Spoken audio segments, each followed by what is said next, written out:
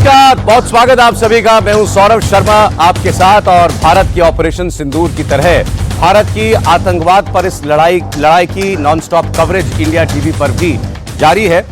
और आज इसी लड़ाई में हम आपके सामने बहुत सारे खुलासे करने जा रहे हैं। आज हम आपको बताएंगे प्रधानमंत्री नरेंद्र मोदी कल पंजाब के आदमपुर एयरबेस जब गए तो वहां से उन्होंने पाकिस्तान को क्या स्पष्ट संदेश भेजा और वो संदेश पाकिस्तान को कैसे मिल गया। और खुद अब पाकिस्तानी पूछ रहे हैं कि तुमने हमसे झूठ क्यों बोला। तुमने तो कहा था हमने भारत का S-400 सिस्टम मार गिराया, हमने तो आदमपुर एयरबेस को तबाह कर दिया, अब भारत की एयरफोर्स आदमपुर से कभी कोई जहाज नहीं उड़ा पाएगी। तो मोदी वहां कैसे लैंड कर गए और मोदी ने अपने पीछे S-400 सिस्टम खड़ा हुआ भी दिखा दिया। तो तुम हमसे झूठ क्यों बोल रहे हो कि तुमने भारत को इस लड़ाई में परास्त कर दिया। ये एक बात। दूसरा, आज हम आपको यह भी बताएंगे कि पाकिस्तान ने एक बड़ी नापाक कोशिश इस पूरे 4 दिन के घटनाक्रम के दौरान की। उसने भारतवासियों को भारतवासियों के खिलाफ खड़ा करने की एक नाकाम कोशिश हर बार की तरीके से की।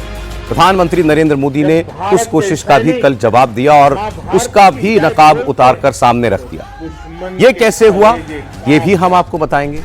और इसके अलावा आप बहुत कुछ सुन रहे होंगे, न्यूक्लियर तमाम नई किस्म की बातें शुरू हो गई हैं कि पाकिस्तान में कहीं कोई न्यूक्लियर लीक तो नहीं हो गई, पाकिस्तान में बार बार भूचाल क्यों आ रहे हैं। तो आज हम आपके सामने इस खबर की पूरी सच्चाई भी रखेंगे और इस खबर से जुड़ी जितनी अफवाहें हवा में तैर रही हैं वो भी आपके सामने हम धराशायी कर देंगे।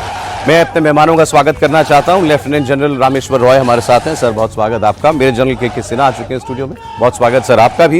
एयर वाइस मार्शल पी के श्रीवास्तव जी हमारे साथ हैं, बहुत स्वागत सर आपका। और एयर कमोडोर एएस बहल साहब हमारे साथ हैं। सर, बहुत स्वागत आपका। जय हिंद आप सभी को। तो सबसे पहले बात करते हैं जरा प्रधानमंत्री नरेंद्र मोदी और आदमपुर एयरबेस में उनके जाने की ये पटकथा कैसे लिखी गई, क्यों लिखी गई, मोदी आदमपुर के एयरबेस पर ही क्यों गए। आपने कल उनको वो टोपी पहने हुए देखी होगी, मेरे साथ एयरफोर्स के अफसर हैं, इस टोपी को खूब पहचानते हैं। इस पर त्रिशूल बना हुआ है ऊपर, ये हमारी वेस्टर्न एयर कमांड का इंसिग्निया है। और इस मैसेज के पीछे आप देख रहे हैं नरेंद्र मोदी के पीछे S-400 भी खड़ा हुआ है।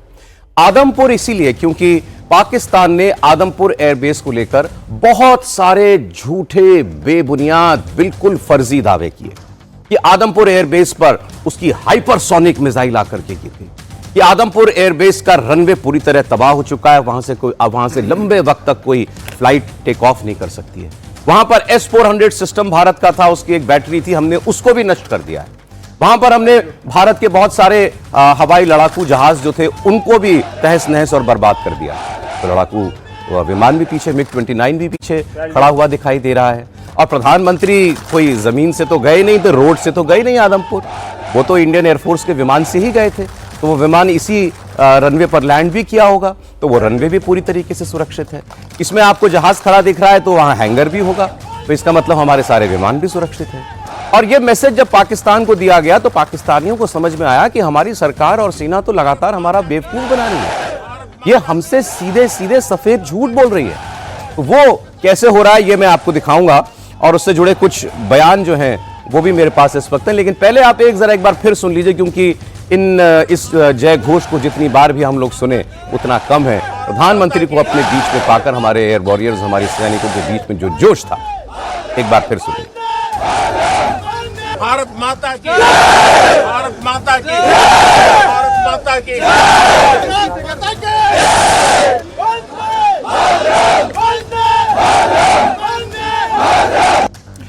अब ये जो हमारी वेस्टर्न एयर कमांड है, मैं एयर वाइस मार्शल साहब का इसमें सहयोग चाहूंगा। तो बहुत सारे एयरबेस आते हैं, लेकिन इस बार पाकिस्तानियों के निशाने पर खास तौर पर हमारे 3 एयरबेस थे। ये 3 एयरबेस हैं पठानकोट, आदमपुर और हलवाड़ा। ये एक किस्म का त्रिकोण है जो बनता है हमारे पंजाब में। और ये वैसे तो बहुत सारे एयरबेस हैं, लेकिन ये 3 हमारे जो बहुत सक्षम एयरबेस हैं, एयर वाइस मार्शल साहब, ये तो हमारे लगभग पूरे उत्तर भारत और पश्चिम भारत का काफी हिस्सा जो है उसको प्रोटेक्ट भी करते हैं और इनकी जद में लगभग पूरा पाकिस्तान भी आ जाता है। बिल्कुल सही कहा आपने। अगर वो आदमपुर एयरबेस को दिखा के वो दिखाना चाहते थे, क्योंकि इसकी सेंट्रल सिटी है और इसकी जो डिस्टेंस है पठानकोट से और अंबाला से और बाकी फॉर्ट बेसों से वो भी बहुत अच्छी है, तो इस पे तो मैं तैनात भी रहा हूँ अपने ज़माने जब मैं काम करता था। लेकिन जो सबसे बड़ा प्रधानमंत्री की जो बात हमें बहुत ज़्यादा अच्छी लगती है कि जो शब्दों से बोलते हैं वो तो है ही है, लेकिन जो सिंबॉलिज्म रहता है वो भी अपने आप में एक बहुत ही प्रहार करने वाला होता है। आपने कहा कि S-400 चला गया, वो पीछे देख लीजिए। आपने कहा कि सेनाओं का बल अब खत्म हो गया होगा, तो उनकी एक हुंकार सुन लीजिए। आपने कहा फाइटर एयरक्राफ्ट हमने रद्द कर दिए, वो देख लीजिए। आपने कहा रनवे तो डिसेबल कर दिया, वो भी देख लिया, मैं लैंड करके दिखा देता हूं। तो ये अपने आप में बहुत बड़ी बात है। और जो त्रिशूल पहना है, वो आपने ठीक बताया कि WAC का इंसिग्निया है, बट एक चीज और सिग्निफाई करता है कि जो हमारे तीनों सेनाओं की शक्ति है, चाहे वो आर्मी हो, नेवी हो, एयरफोर्स हो, वो त्रिशूल बहुत ही शक्तिशाली है। अभी तो आपने छोटा सा एक ट्रेलर देखा है, डेमोन्स्ट्रेटिव अटैक्स हुए हैं। जब प्यूनिटिव अटैक्स होंगे तब आपका क्या हाल होगा वो देखिएगा। आतंकवाद को न तो हम बख्शेंगे, न छोड़ेंगे, और घर में घुस के मारेंगे। तो कल की हैं, हम कल से आपको लगातार दिखा भी रहे हैं। आप सोचेंगे कि आज ये क्यों दोबारा, तो मैंने आपसे कहा कि मैं आज आपको बताऊंगा कि इससे जो संदेश गया था वो पाकिस्तानियों को मिल गया, तो वो मैं आपके सामने थोड़ी देर में रखूंगा। लेकिन आदमपुर ही क्यों, और प्रधानमंत्री आदमपुर ही क्यों गए, एयर कमांडर साहब, और पाकिस्तान क्यों इतना बेताब और बेचैन था, डेस्परेट था आदमपुर पर हमला करने के लिए? देखिए, बहुत ही अच्छा क्वेश्चन पूछा आपने सौरभ जी। पर प्रधानमंत्री का जो एक सेंटेंस है वो मुझे बहुत प्यारा लगता है, 1.25 लाख से एक लड़ाऊं, चिड़िया नाल बाज लड़ाऊं, ताही गुरु गोविंद कहलाऊं। और ये वाला सेंटेंस जो उन्होंने बोला, क्यों बोला? इन्होंने हमारे गुरुद्वारों पे अटैक किया था, इन्होंने हमारे अस्तित्व पे अटैक किया था। और आदमपुर इंडियन एयरफोर्स का वेस्टर्न एयर कमांड के अंदर सेकंड लार्जेस्ट बेस है। ये की सेंटर ऑफ ग्रेविटी कहलाता है। आप पंजाब को देखिए, उसके बिल्कुल सेंटर में आता है आदमपुर। वहां से हम POK भी जा सकते हैं, वहां से हम पंजाब भी जा सकते हैं, और यहां तक कि जो उनके सिंध के जो ऊपर का एरिया आता है वहां तक हम वहां से जा सकते हैं। आदमपुर एक बहुत ही अहम बेस है, और इसी वजह से उन्होंने नंबर ऑफ अटैक्स किए आदमपुर के ऊपर। और उन्होंने यहां तक कहा कि रनवे को तबाह और बर्बाद कर दिया गया है। उन्होंने यह भी कहा कि S-400 सिस्टम जो पूरे पंजाब को, JNK को कवर कर रहा है, उसको उन्होंने निस्तानुभूत कर दिया है। लेकिन मेरी एक क्वेश्चन उनसे है, पाकिस्तानियों से, इतना बड़ा मिस इंफॉर्मेशन कैंपेन करते हैं आप। अब देखिए, हमारे प्रधानमंत्री जी उसी रनवे पे लैंड किए जिसको आप कह रहे थे कि बॉम्ब करके खत्म कर दिया। C-130 से लैंड किए, किसी एयर इंडिया के जहाज से या किसी से नहीं, एक मिलिट्री जहाज से लैंड किए। दूसरी चीज, आप कह रहे थे तो हमारा S-400 खत्म हो गया, पीछे आपने देखा नहीं ट्रांसपोर्टर, इरेक्टर, लॉन्चर व्हीकल खड़ी थी पूरे के पूरे समय। जब वो बोल रहे थे MiG-29 अपग्रेडेड जहाज खड़ा था वहां पे, आपको पूरे वायुसेना के जो वहां पे जवान थे उनका जोश देखा आपने? आपने उस एयरबेस को देखा जिसके बाहर लिखा है when enemy pilots don't sleep well, हम उनको सोने देते ही नहीं है क्योंकि यहां से हमले शुरू होते हैं। और आप कहते हो कि हमारी मिसाइलें हम खुद फायर कर रहे हैं अपने लोगों मैं बताता हूं, वो भी बताता हूं। और आपने जो प्रधानमंत्री ने जो बोला, गुरु गोविंद सिंह जी महाराज का जो वाक्य उन्होंने बोला वहां पे, वो भी सुनाऊंगा। लेकिन ये अब आप सुनिए पाकिस्तानी क्या कह रहे हैं, सबको छोड़िए। एक साफ कह रहे हैं, भाई कहां तुमने तबाह कर दिया था ये एयरबेस, मोदी जी वहीं जाकर लैंड कर गए, क्यों झूठ बोल रहे हो? और दूसरे वो जो इनके एक सीनियर जर्नलिस्ट जो बोल रहे थे पाकिस्तान के, कि आपने जो मिसाइल मारी, और बहुत से लोग ये दावा कर रहे हैं कि शायद वो दिल्ली भी टारगेट करना चाह रहे थे, वो तो रास्ते में इंटरसेप्ट हो गई। इसी एयरबेस को लेकर के पाकिस्तान कहता है हमने एक हाइपरसोनिक मिसाइल जो है वो दागी थी, तो वो भी इंटरसेप्ट हो गई। वो भी हमने आपको तस्वीरों में दिखाया था, वो खेतों में पड़ी हुई थी। तो पाकिस्तान पूछ रहा है कि भाई सच बोलो, कम से कम अगर आपकी सेना को मार पड़ी है, आपकी वायुसेना नाकाम हुई है, तो हमें ये बात बताई जाए। जनरल रॉय। सौरभ, देखो ऐसे है कि शायद ये पहला वाकया है। मुझे तो ऐसा नहीं याद आता कि इसके पहले अगर पाकिस्तान का प्रोपेगेंडा जो भी वो करते थे, उनकी पब्लिक ही उनसे सवाल पूछती थी। शायद ये पहली बार है कि फर्स्ट टाइम उनकी पब्लिक उनसे ही सवाल पूछ रही कि जो आपने प्रोपेगेंडा किया ये किस प्रकार का प्रोपेगेंडा है। देखिए, बिल्कुल उसके उल्ट ये पिक्चर्स दिखाई दे रही हैं, बिल्कुल उसके उल्ट वो जो आपको न्यूज़ आइटम जो है वो सब दिखाई दे रहे हैं। तो मैं समझता हूँ ये एक बहुत ही बड़ी डेवलपमेंट है। ये जाहिर करता है इस बात को कि पाकिस्तान इस्टेब्लिशमेंट के खिलाफ इस समय जो है पब्लिक कितनी उनके अगेंस्ट हो गई है।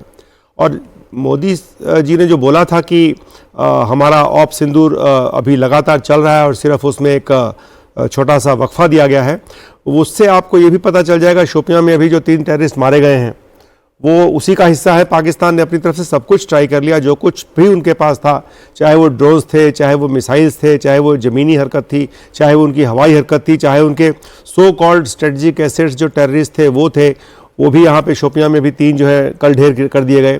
तो देखा जाए तो वो हर फ्रंट पे हर प्रकार की जो कुछ भी उसने कोशिश की है भारत पे फेंकने की, भारत को नुकसान पहुंचाने की, उस सब चीज़ को फेल ही नहीं किया गया है, बल्कि उसके एवज में उसको बहुत ज़्यादा नुकसान उठाना पड़ा है।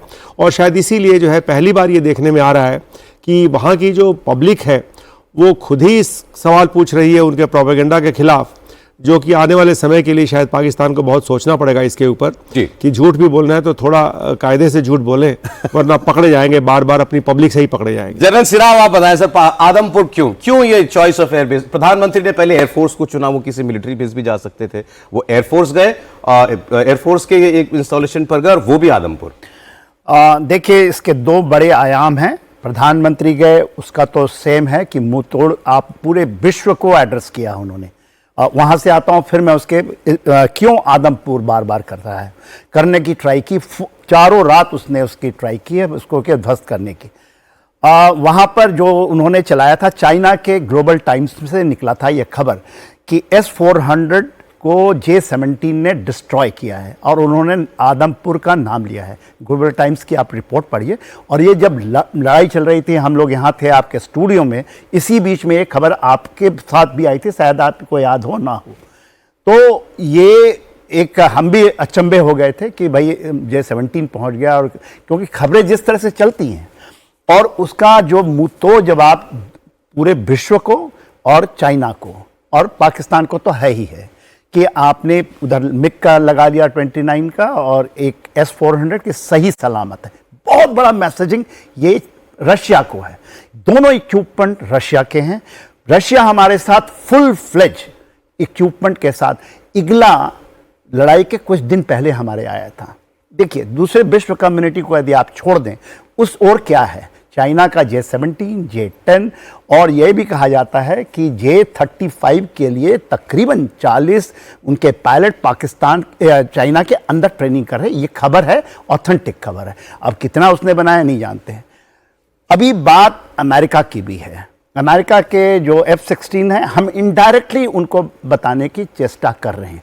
यदि आपको याद होगा, in the month of February ये मुनीर साहब गए थे अपने बड़े डेलीगेशन लेकर के अमेरिका। वहाँ से $395 बिलियन का एक मेंटेनेंस पैकेज लेकर आए हैं। अपने 84 जो उनके पास J-16 है, उसकी क्या दरसा है, क्या स्टेट है, कितने पैसे खर्च, और अमेरिकन के जो मिलिट्री कॉम्प्लेक्स के जो कॉन्ट्रैक्टर्स होते हैं वो भी हैं, ये भी वहाँ हैं। क्यों अमेरिका के भी बत्ती गुल है, उसका एक मेरा कारण है, क्योंकि यहाँ मेंटेनेंस वही करते हैं पाकिस्तानी।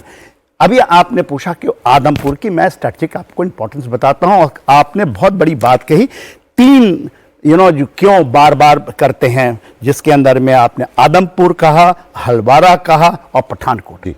देखिए, पाकिस्तान की जो मेरी पूरी रीडिंग है 4 दिन के बाद, और आपके साथ मैं ज़्यादा समय रहा हूँ, उनकी जो सेंटर ऑफ ग्रेविटी थी, क्योंकि वो भी ऐसा नहीं, they are also a very professional army. हम उसको ये नहीं कहें, उसको आप समझिए वेरी प्रोफेशनल आर्मी। यदि उन्होंने अपने आतंकवाद को निकाल दें तो मैचिंग आर्मी में ही हैं। वो आतंकवाद का सहारा लेते हैं, इसलिए उन्होंने डाउन द ड्रेन गए। उनके सेंटर क्यों, सियालकोट, सकड़गढ़, बल्च, आप देखिए, आपने ही ज़्यादा समय कवर किया है। इसके अंदर से उन्होंने आतंकी भी भेजे, जम्मू का रीजन और पठानकोट को लगातार। और उसके बाद जो उनकी सेंटर ऑफ ग्रेविटी पंजाब थी, उसका 2 कारण है। उसका एक कारण है कि जिस तरह से आई थी खबर, आपने देखा पन्नू ने ये बोला कि यदि भारत अटैक करता है हम तैयार हैं। वो पूरा का पूरा जो खालिस्तान के जो बाहर के तत्व हैं, उससे पाकिस्तान या पंजाब के लोगों को भड़काना चाहता है। इसी बीच आई खबर कि भारत ने ही हमारे स्वर्ण मंदिर के अंदर में कुछ ऐसे चीज की हैं। आप इसको समझने की चेष्टा, और लगातार 4 रात लगातार जम्मू के ऊपर अटैक है। वो हमारी ये लाइन है, वो समझता है कि इसी से पहले हमारे पास यही एक मेंटेनेंस लाइन थी जम्मू एंड कश्मीर को। और 65 में 71 में जहां लड़ाइयां हुई हैं, बहुत बड़ी लड़ाई सकरगढ़ बल्च की हुई है, और जो रावी रिवर और बसंतर रिवर की लड़ाई है, और हमारा अरुण क्षेत्रपाल सेकंड लेफ्टिनेंट को जो PVC मिला था इसी जगह हुआ। तो ये उसका एक बार बार, और इसमें उसको सफलता भी मिली है सकरगढ़ बल्च में। तो उसको पता है कि दिस इज द सेंटर। अब मैंने जो रीड किया है, that's why this is the centre of gravity he wanted to cut, मगर है। उसे पता नहीं है कि हमने और बहुत सारे तो एक्सेस ये खोल इस दिए हैं। पठानकोट एयरबेस इसलिए उसके लिए इतना क्रूशियल था। बहुत इंपॉर्टेंट। देखिए आपने एच-1 में आपने, आता है। आपने बात की जी। एक वो अमेरिका में बैठकर गिदड़ भपकियां देने वाला एक जो है छोटा मोटा उसने कहा खालिस्तानी था जो कहता है। अच्छा, इस फॉल्ट लाइन को जो कुछ खालिस्तानी तत्व हैं इनको उघाड़ने की पाकिस्तान लगातार वॉर के बीच में इस 4 दिनों के बीच में कोशिश करता रहा। ये देखिए ये कहना पड़ेगा कि वो कितने लेयर्स पर या कितने आयामों से भारत को नुकसान पहुंचाने की कोशिश कर रहा था। सीधे हमला करके भी कर रहा था और साथ साथ कुछ आतंकवादी तत्वों को भी उकसाने की कोशिश कर रहा था। और इसी कड़ी में उसने एक बहुत बड़ा झूठ बोला। वो इतना बड़ा झूठ था कि दुनिया उस पर हंसी। वो झूठ ये था कि भारत ने इसी आदमपुर एयरबेस से अमृतसर साहब पर मिसाइल दाग दी और वो बैलिस्टिक मिसाइल्स का इस्तेमाल उसने किया। बैलिस्टिक मिसाइल वो होती हैं जो हम बताएंगे आपको सर कि वो स्पेस में जाकर के फिर वहां से नीचे आकर के गिरती हैं। तो इतनी पावरफुल मिसाइल जो है 100 किलोमीटर दूर है आदमपुर से अमृतसर। उसने उनके आईडीजी आईएसपीआर ने दावा किया कि हमने ये काम किया।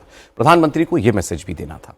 प्रधानमंत्री को यह भी याद दिलाना था कि यह वही पाकिस्तान है जिसने इन 4 दिनों में, आपको याद होगा, पुंछ में हमारे गुरुद्वारे के ऊपर वार किया और उसमें हमारे बहुत से मासूम जो लोग थे वो घायल भी हुए और वहां पर एक व्यक्ति की मृत्यु भी हुई। और प्रधानमंत्री ने वो संदेश कैसे दिया, आप सुनिए। भारत बुद्ध की भी धरती है और गुरु गोविंद सिंह जी की भी धरती है। गुरु गोविंद सिंह जी ने कहा था, 1.25 लाख से एक लड़ाऊं, चिड़ियन ते मैं बात तुड़ाऊं, तबे गुरु गोविंद सिंह नाम कहाऊं। अधर्म के नाश और धर्म की स्थापना के लिए शस्त्र उठाना ये हमारी परंपरा है। इसलिए जब हमारी बहनों बेटियों का सिंदूर छीना गया तो हमने आतंकियों के फन को उनके घर में घुस के कुचल दिया। भारत माता की जय। पाकिस्तान चाह रहा था हमारी एकता टूटे और इसीलिए उसने पहलगाम का हमला भी कराया, हिंदू मुसलमान के बीच में खाई पैदा हो। यह प्रोपोगेंडा उसने इसीलिए किया पंजाब को लेकर के और हमारे सिख भाई बहनों को लेकर के और अमृतसर साहब को लेकर के कि इस एकता में दरार आए। लेकिन पाकिस्तान हर हमले में नाकाम हुआ। एयर कमोडोर साहब बिल्कुल सही कह रहे हैं आप। कुछ खालिस्तानी एलिमेंट जो कनाडा और यूएस में जाके बस गए हैं, उन लोगों की बातों में मत आइए। ये मेरा सभी सिखों को भी मैसेज है। और आप भी जानते हैं कि सिख ही हमेशा से फ्रंट लाइन रहे हैं मुगल रूल के अटैक के लिए। अगर आपको याद हो, महाराजा रंजीत सिंह पहली बार जमन शाह को कहा हराया था उन्होंने, अमृतसर में।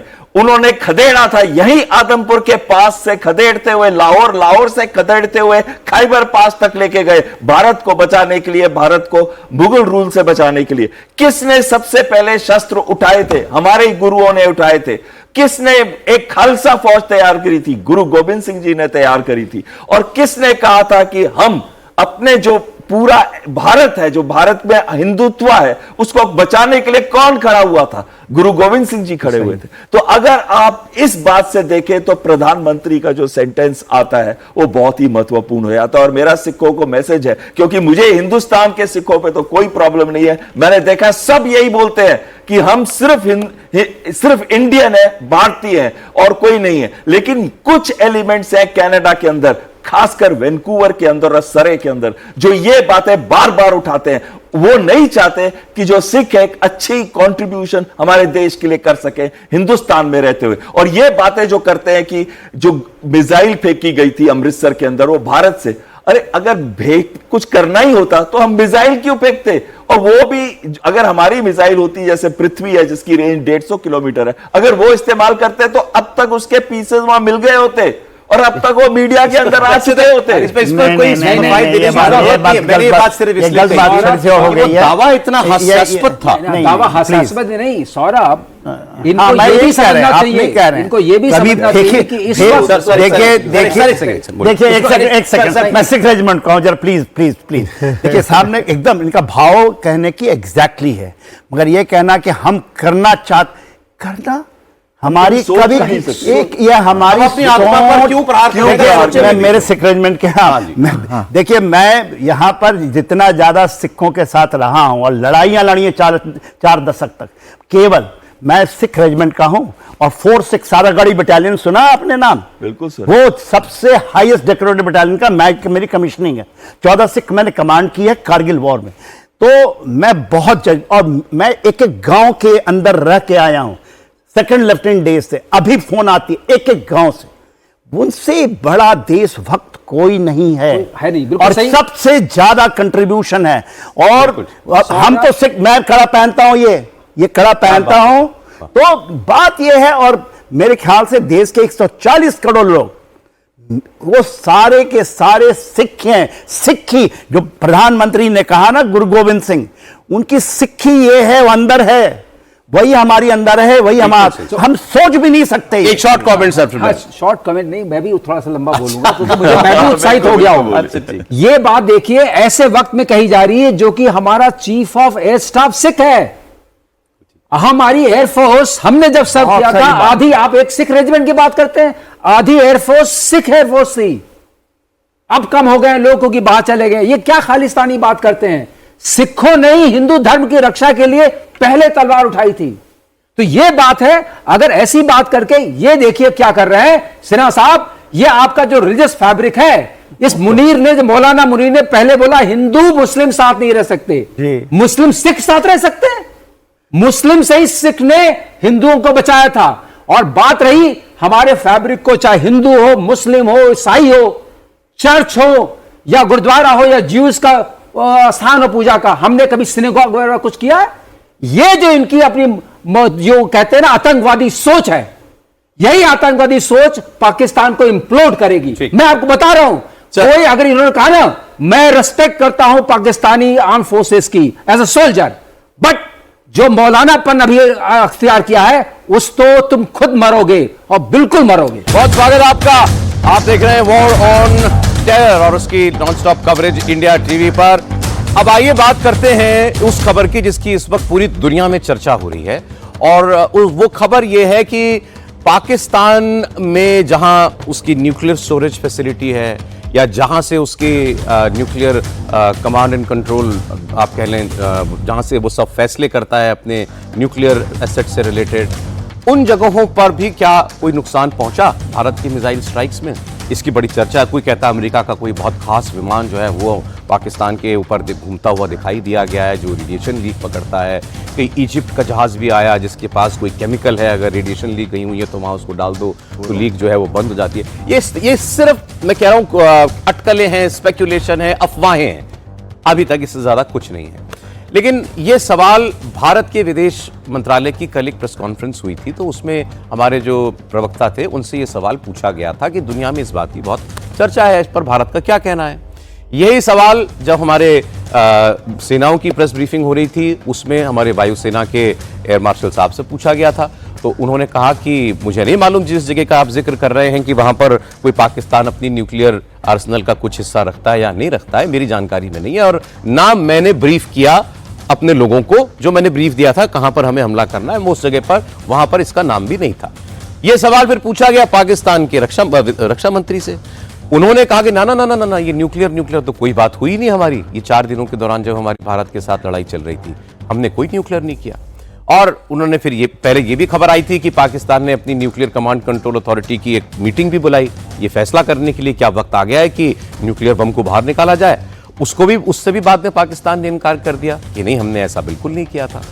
तो अब जब भारत इनकार कर रहा है कि हमने वार नहीं किया, पाकिस्तान कह रहा है कि हमने न्यूक्लियर हथियार के बारे में कभी ना सोचा ना इसके बारे में हमने चर्चा की, तो फिर ये अफवाहें क्यों उड़ रही हैं?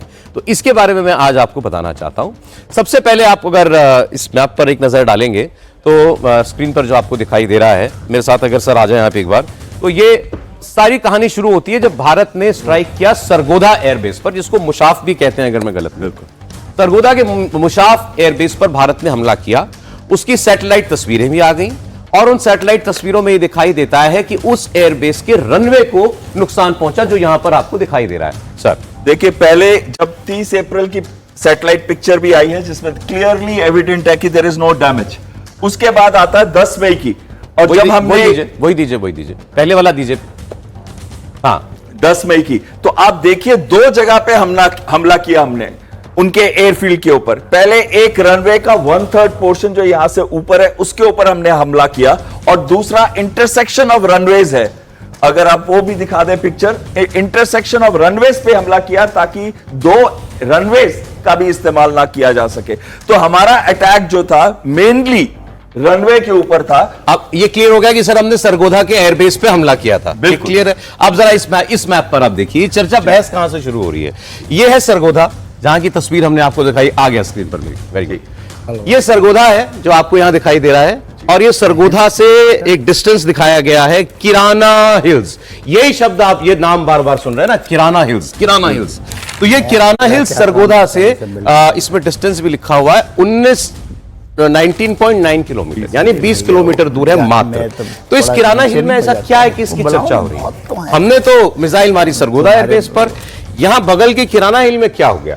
तो किराना हिल्स में माना जाता है कि पाकिस्तान ने एक न्यूक्लियर स्टोरेज फैसिलिटी बना रखी है, जो टनल्स में है, पहाड़ियों के नीचे 10 सुरंगें बनी हुई हैं, बहुत ही प्रोटेक्टेड, और वहां उस अपना वो न्यूक्लियर आर्सेनल रखता है। ये ओपन नॉलेज है, इसको आप गूगल करके जान सकते हैं, ये कोई खुफिया जानकारी नहीं है। लेकिन भारत ने साफ इनकार किया कि हमने किराना हिल्स नाम की किसी जगह पर कोई हमला किया था, ये बिल्कुल स्पष्ट इनकार कर दिया गया। फिर पाकिस्तान में खबरें क्यों शुरू हुई? क्योंकि पाकिस्तान में जब ये हमला चल रहा था 7 तारीख से लेकर 10 तारीख के बीच में, तो 2 दिन में 4 बड़े भूचाल आए, 4 बड़े अर्थक्वेक आए, और लोगों को यह डर लगा कि कहीं ये भूचाल जो हैं किसी न्यूक्लियर एक्सप्लोजन की वजह से तो नहीं है। अच्छा, इसकी भी सच्चाई आप जान लीजिए। अब ये सवाल लेकर के हम पहुंचे सीस्मोलॉजिस्ट या जियोलॉजिस्ट के पास, जो भूचाल या जमीन के नीचे होने वाली एक्टिविटी के एक्सपर्ट्स होते हैं। उन्होंने कहा कि अगर ये नेचुरल अर्थक्वेक आता है कोई, तो उसका सिग्नेचर अलग होता है। हमें पता होता है कि ये जमीन के नीचे कोई नेचुरल हलचल हुई है, प्रकृति की हलचल हुई है, और उसकी वजह से अर्थक्वेक आया है। और अगर कहीं कोई बहुत बड़ा विस्फोट हो जाए, जैसे न्यूक्लियर विस्फोट हो जाए या कोई और बहुत भारी एक्सप्लोजिव इस्तेमाल कर दिया जाए, उसकी वजह से भी धरती हिलती है, लेकिन उसका सिग्नेचर बिल्कुल अलग होता है। वो भी हमें पता चल जाता है कि ये इस वजह से धरती हिली है, ना कि किसी प्रकृति जनक अर्थक्वेक की वजह से। तो ऐसा पाकिस्तान में जो भूचाल आए, उससे किसी ने भी एक्सपर्ट ने जोड़कर नहीं कहा कि ये प्रकृति जनक अर्थक्वेक या भूचाल के अलावा कुछ और था, ये वही था। लेकिन चूंकि ये सरगोधा से केवल 20 किलोमीटर की दूरी पर है किराना हिल, इसीलिए ये अफवाह जो है वो शुरू हो गई। बिल्कुल। देखिए, बहुत इंपॉर्टेंट चीज अभी इन्होंने बताई थी कि 4 भूचाल आए थे, एक का 4 था शायद और एक का 5.7 था रिश्टर स्केल के ऊपर। लेकिन आपने एक चीज ध्यान से उसी रिपोर्ट को देखिए, तो उसमें लिखा है 10 किलोमीटर जमीन से नीचे। तो इसका मतलब अगर कोई भी न्यूक्लियर वेपन पे कोई हिट होता या उससे कोई इफेक्ट होता, तो ये जमीन के ऊपर होता, ना कि 10 किलोमीटर जमीन के नीचे। और साथ में एपिसेंटर कहां था? सेंट्रल एशियन रिपब्लिक्स में, एपिसेंटर पाकिस्तान में नहीं। अब जरा किराना बता ही देते हैं आपको, जब इतनी चर्चा हो रही है। तो किराना की पहाड़ियां जो हैं सरगोधा के पास हैं, और ऐसी चर्चाएं होती हैं कि उनके नीचे पाकिस्तान ने बहुत सारी सुरंगें बना रखी हैं। तो उसके बाद फिर मैंने गूगल किया, क्योंकि बहुत जरूरी था कि इतनी बातें हो रही है किराना की, तो पता तो चले कि है क्या वहां पे। तो उसके अंदर उन्होंने कहा कि 20 किलोमीटर जो सरगोधा एयरफील्ड है उससे 20 किलोमीटर दूर, 19.9 किलोमीटर दूर उनके किराना हिल्स हैं। और किराना हिल्स में क्या है? किराना हिल्स एक एरिया है 68 स्क्वायर किलोमीटर्स का। ये छोटा सा एरिया नहीं है, 68 स्क्वायर किलोमीटर्स का है। और उसके अंदर 45 टनल्स हैं, मल्टीपल टनल्स हैं, और मल्टीपल टनल्स के मल्टीपल एंट्री पॉइंट्स हैं। ये सारी इंफॉर्मेशन आप आज गूगल करिए, आपको मिल जाएगी। क्या ये तो नहीं सर, ये इसको माने हम वो पूरा कॉम्प्लेक्स इनका? अब ये सैटेलाइट पिक्चर है, मैं नहीं जानता कि उसमें कुछ स्पष्ट दिखेगा, या ये एंट्री पॉइंट जैसा कुछ दिखाई देता है जिनको यह लिखा हुआ है कि अंडरग्राउंड स्टोरेज बंकर है ये। देखिए, जो पहले तो जो एयरफील्ड है उससे साउथ ईस्ट कहते हैं। साउथ ईस्ट का मतलब है दक्षिणी एरिया और पूर्वी एरिया उसका। सो उसका कंसंट्रेशन जो है वो साउथ ईस्ट एरिया में है। और दूसरी चीज है जो ये अंडरग्राउंड बंकर्स है, इस पे नॉर्मली लोग जो है वेपन सिस्टम्स और एम्युनिशंस वगैरह स्टोर करते हैं। और अगर जो टनल्स है उसके अंदर नॉर्मली जितना न्यूक्लियर एलिमेंट्स वगैरह है, हो सकता है कि वो उस टनल्स के अंदर ही छुपा के रखा हो गया और या प्रोटेक्ट करके रखा गया हो। जी ठीक है। अच्छा, अब आप ये भी देख लीजिए, आपकी ये सवाल जब भारत के विदेश मंत्रालय के प्रवक्ता से पूछा गया तो उन्होंने क्या कहा, और पाकिस्तान के रक्षा मंत्री से भी सवाल हुआ तो वो क्या बोले।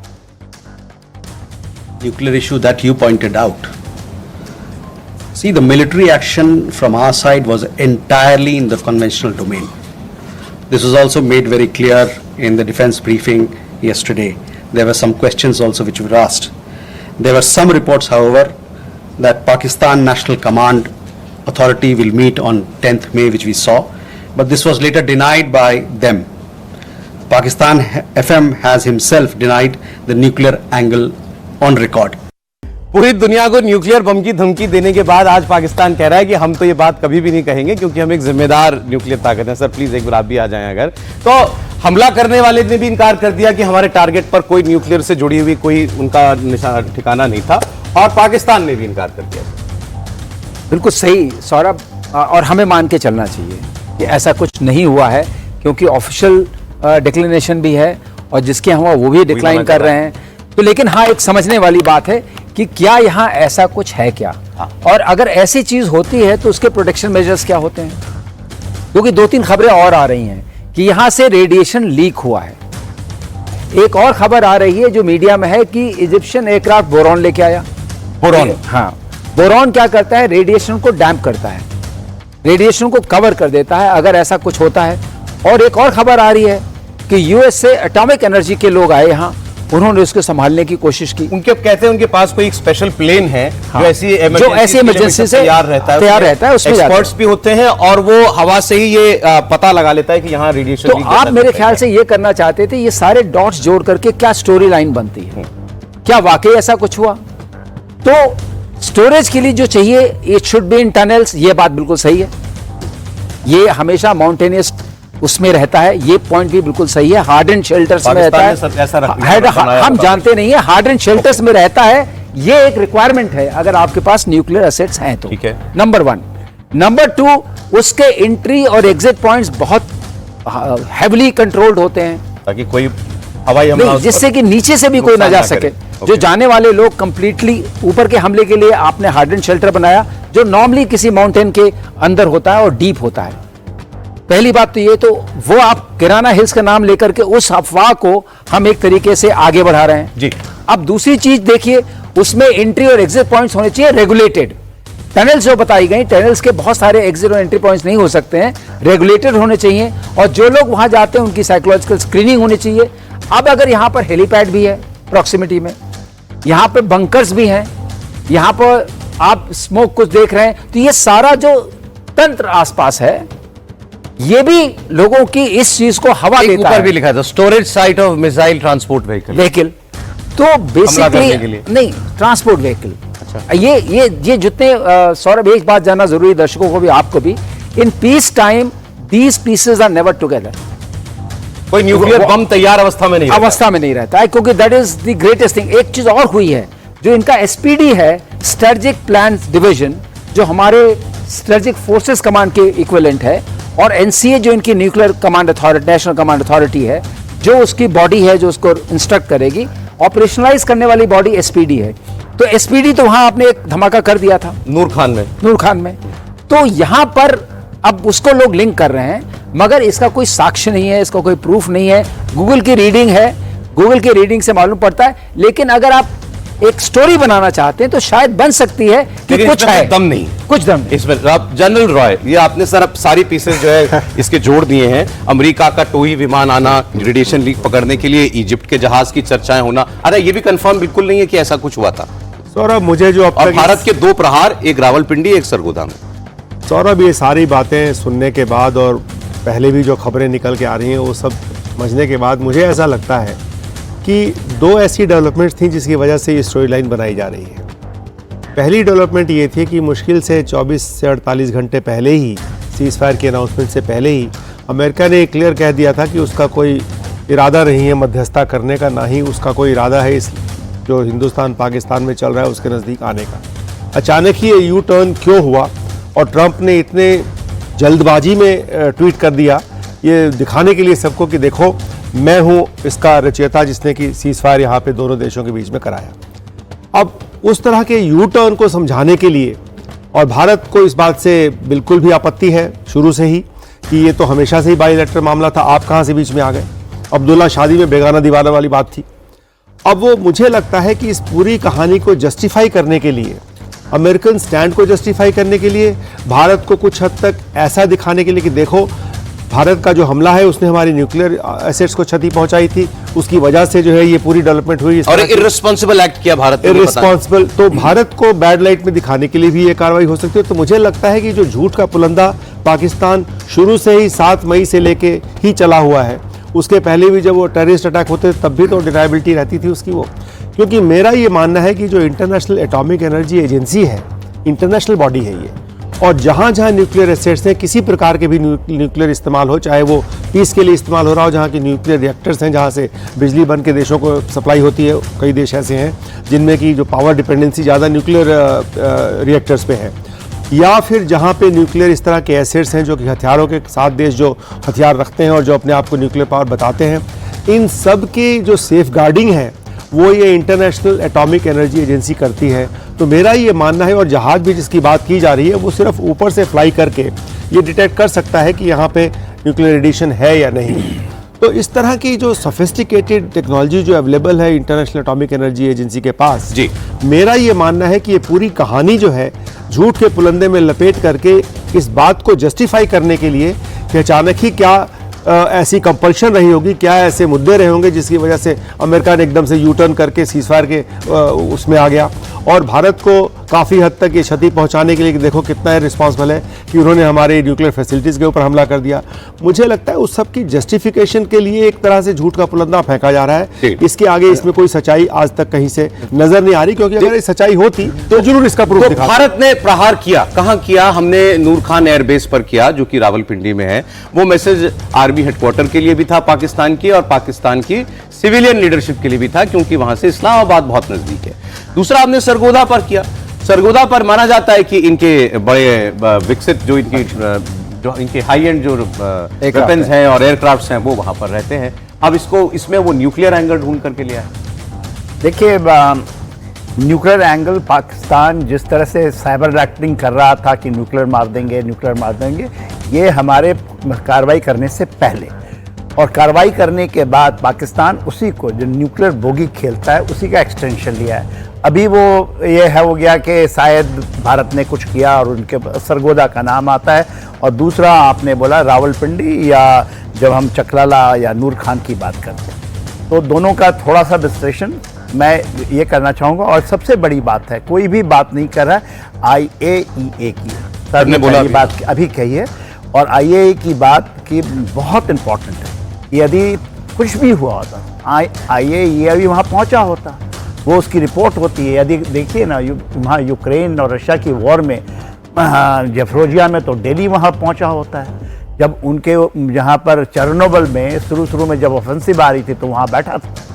तो ऐसा नहीं कि IAEA वाले नहीं एक्टिव होंगे, यदि कोई होती तो बात आती। जो 2 पॉइंटें मैं ब्रिंग आउट करना चाहता हूँ। जो चीज़ आपने बताया कि झूठ का जो पुलिंदा खोला जा रहा है, वो एक स्केप रूट लेना चाहता है कि इतनी जल्दी हमने हाथ कैसे खड़ा कर दिया, 4 दिन में कैसे घुटने टेक दिए, और उसकी क्रेडिट तो सब लेना चाहेंगे, वो तो लेंगे, ठीक है, it's okay, but the reality of the ground is that we have done such a surgical operation. ये ऑपरेशन है, सर्जिकल स्ट्राइक किया था, ये सर्जिकल ऑपरेशन हैं कुछ दिनों के, कि दुनिया अचंभित है, और इसमें आएंगे लोग, इन चीज़ों को डालेंगे। वेस्ट भी बौखलाया हुआ है, क्योंकि जिस तरह से उसकी भी नाक कटी है, इतने लंबे लंबे ऑपरेशन 3-3, 4-4 साल के ऑपरेशन चल रहे हैं भारत ने वो और आप 3 दिन में कर दिया। अब आपने 3 दिन में आप देखिए ना, और आपने कर दिया जो कि डिक्लेयर्ड न्यूक्लियर स्टेट्स हैं। बहुत स्वागत, वेलकम आपका। मैं हूं सौरभ, आपके साथ सारे मेहमान हमारे साथ बने हुए हैं। पाकिस्तान पर भारत के पराक्रम का एक और प्रमाण आया है। भारत ने पहले पाकिस्तान में घुसकर आतंकवादियों को मारा, पाकिस्तान के एयर बेसिस को तबाह किया, और 20 दिन पहले पाकिस्तान ने भारत के जिस बीएसएफ जवान को पकड़ लिया था, भारत की सख्ती के सामने अब पाकिस्तान को एक बार फिर झुकना पड़ा है। पाकिस्तान ने बीएसएफ जवान पूर्णम कुमार साहू को छोड़ दिया है। पूर्णम साहू अटारी वाघा बॉर्डर के जरिए भारत लौट भी आए हैं, बहुत अच्छी खबर है ये, और इस बात की पुष्टि बीएसएफ ने कर दी है। पूर्णम पिछले 20 दिनों से पाकिस्तान के कब्जे में थे। आपको बता दें कि 23 अप्रैल को यह वाकया हुआ था, जब बीएसएफ के ये जवान हमारे पूर्णम साहू ये गलती से पाकिस्तान की तरफ चले गए थे और तब से पाकिस्तानी रेंजर्स के कब्जे में थे। लेकिन डीजीएमओ स्तर पर हुई बातचीत के बाद पाकिस्तान ने इनको छोड़ दिया है और फिलहाल वो बीएसएफ अधिकारियों के साथ एक मेडिकल एग्जामिनेशन के लिए ले जाए गए हैं। उनसे पूछताछ भी की जाएगी और उसके बाद उन्हें घर जाने दिया जाएगा। और आपको ये भी बता दें कि पहलगाम टेरर अटैक के बाद ही पाकिस्तानी रेंजर्स ने बीएसएफ जवान पूर्णम साहू की 2 फोटोज जारी की थी, और जब ऑपरेशन सिंदूर में पाकिस्तान को घुसकर भारत ने मारा, इसके बाद पाकिस्तान जो है वो घुटनों पर आया और उन्होंने हमारे बीएसएफ जवान को छोड़ दिया है। अभय पराशर इस वक्त अटारी बॉर्डर से हमारे साथ जुड़े हुए हैं। अभय, कितनी देर पहले पूर्णम साहू जो हैं वो भारत लौटे? देखिए सौरभ, आज सुबह 10:30 बजे के आसपास बीएसएफ के जो आईजी रैंक के अधिकारी हैं वो पहुंचे थे। इस वक्त अटारी बॉर्डर पर हम मौजूद हैं और 10:30 बजे वाघा बॉर्डर क्रॉस करते हुए पाकिस्तानी रेंजर्स ने हमारे जवान जो हैं पीके साहू उनको बीएसएफ के हवाले किया, और बीएसएफ ने पीके साहू को लेकर, ये सामने अटारी बॉर्डर आप देख रहे हैं, यहां से 1 किलोमीटर है इंडिया पाकिस्तान बॉर्डर और 23 किलोमीटर लाहौर यहां से दिखा रहा है। तो वाघा बॉर्डर से कई दिनों से, तकरीबन 20 दिनों से पीके साहू जो है वो फिरोजपुर बॉर्डर जो है, 23 अप्रैल की ये पूरी घटना थी, क्योंकि जो पीके साहू की ड्यूटी थी वो फिरोजपुर के उन इलाकों में थी जो कि बॉर्डर एरिया के पास खेत होते हैं, जहां पर अगर कोई स्मगलिंग या फिर कोई घुसपैठ करने की कोशिश करता है तो उस ऑपरेशन में ड्यूटी लगी हुई थी। और गलती से पीके साहू फिरोजपुर बॉर्डर क्रॉस करते हुए पाकिस्तानी की सीमा के अंदर उन्होंने एंट्री कर ली थी, तभी पाकिस्तानी रेंजर्स और कुछ सिविलियंस ने उन्हें डिटेन कर लिया था। तो आज क्योंकि जिस तरीके से ऑपरेशन सिंदूर चलाया गया, ऑपरेशन सिंदूर चलाने के बाद भारत ने पाकिस्तान में घुस के जो मारा और जिस तरीके से मुंहतोड़ जवाब दिया, उसके बाद एक और जीत है भारत की। आज 10:30 बजे पाकिस्तानी रेंजर्स ने जो एक फ्लैग मीटिंग होती है, उस फ्लैग मीटिंग के तहत, क्योंकि पहले फ्लैग मीटिंग करने की कोशिश की गई थी लेकिन फ्लैग मीटिंग नहीं हो रही थी, पाकिस्तान कोई जवाब नहीं दे रहा था, लेकिन जैसे ही भारत का ऑपरेशन सिंदूर शुरू हुआ, उनकी मिसाइल्स को, उनके ड्रोन्स को हम लगातार मार गिरा रहे थे।